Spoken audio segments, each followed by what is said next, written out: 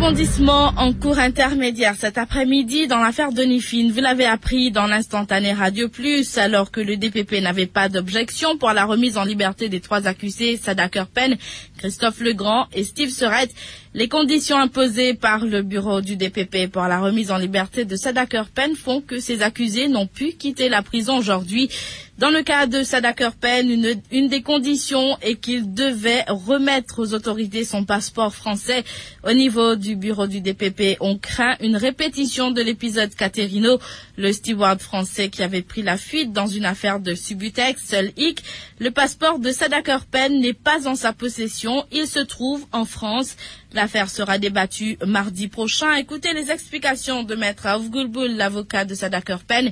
Il est au micro de Michael François. L'affaire n'est plus aux assises. L'affaire est à la cour intermédiaire. L'ONSOS, conspiracy to do harm. Donc, c'est une offense beaucoup moins grave que ce qui était. Puisque nous devant la cour intermédiaire, et M. Kerpen finit déjà fait 3 ans remand à la Bastille, nous finissons une demande pour la libération sous caution. Et nous avons une objection pour sa remise en liberté sous caution, mais vraiment, le DPP exige certaines conditions qui pourraient être posées avant de donner sa liberté. L'essentiel, c'est qu'il fait une objection. L'affaire pourrait écouter devant la cour intermédiaire le 4, mardi le 4 à 11h30, pour nous causer de bonnes conditions qui pourraient être posées pour son remise en liberté. Le passeport retourné, comme il est dans sa rang. Ça y est impossible pour moi, on va dire, mais c'est maintenant depuis aujourd'hui jusqu'à mardi.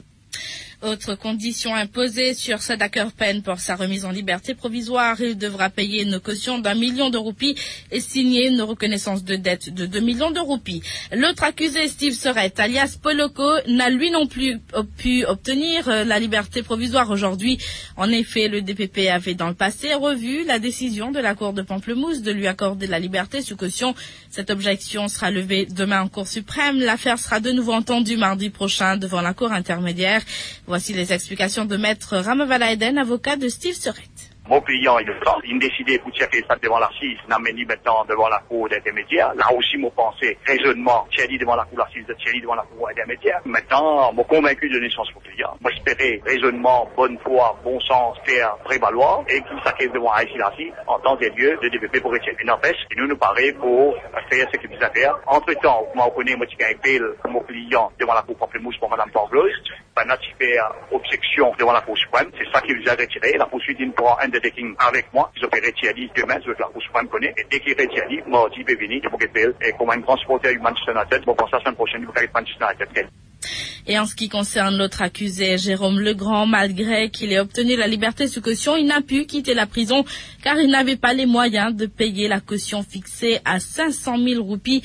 Ce sera chose faite demain selon son avocat, maître Nelkan Dolou. Il est avec Elvis Anadaken. Aujourd'hui, M. Legrand est bien content qu'après une longue période de détention, la cour intermédiaire n'a accordé une caution de 500 000 avec une reconnaissance de dette de 500 000. M. Legrand, en cours, passe la nuit dans prison aujourd'hui parce qu'il a un procédé qui visait faire pour l'obliger la caution et demain, un procédé sur une famille pour entamer à la cour intermédiaire. M. Legrand peut toujours maintenir son innocence pour une série témoin dans sa case-là et qui est là peut prendre les 10 décembre. Un individu qui nous reste dans détention pendant une période de 2 ans. Aujourd'hui, trouve la liberté. Bien sûr, il prend l'âme qui est bien content.